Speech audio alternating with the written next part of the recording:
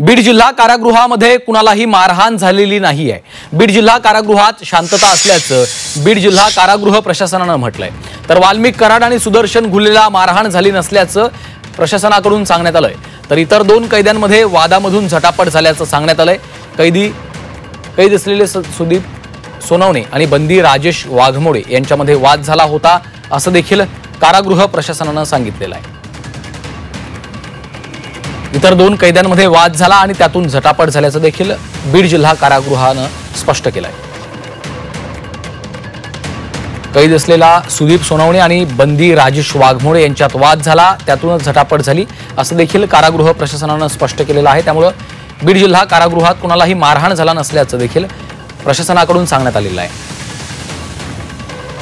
विशाल करोळे आमचे प्रतिनिधी सध्या फोनलाईनवरून आपल्या सोबत आहेत। विशाल, बीड जिल्हा कारागृहामध्ये कुणालाही मारहाण झाला नसल्याचं आता स्पष्ट करण्यात आलेलं आहे। नेमकं काय घडलंय आणि कारागृह प्रशासनाचं काय म्हणणं आहे?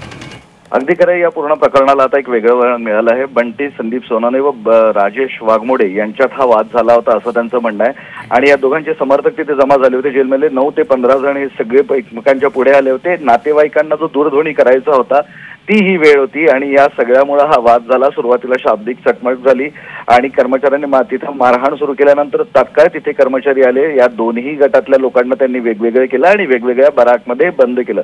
ज्या पद्धतीने वाल्मिक कराड आणि सुदर्शन घुले याला मारहाण केल्याचं समोर आलं होतं किंवा अशा पद्धतीचं कळलं होतं, यात कुठलंही तथ्य नसल्याचं कारागृह अधीक्षक BN मुलानी यांनी एक प्रसिद्धी पत्रक काढून स्पष्ट केलेलं आहे आणि जेलमध्ये जे काही घडामोडी होत आहेत त्या सगळ्यांवर आमचं बारीक लक्ष आहे। कुठल्याही पद्धतीचं गैरकृत्य जेलमध्ये खपवून घेतलं जाणार नाही असा इशाराही त्यांनी यावेळी दिलेला आहे। जी निश्चितच धन्यवाद विशाल या सविस्तर माहितीसाठी।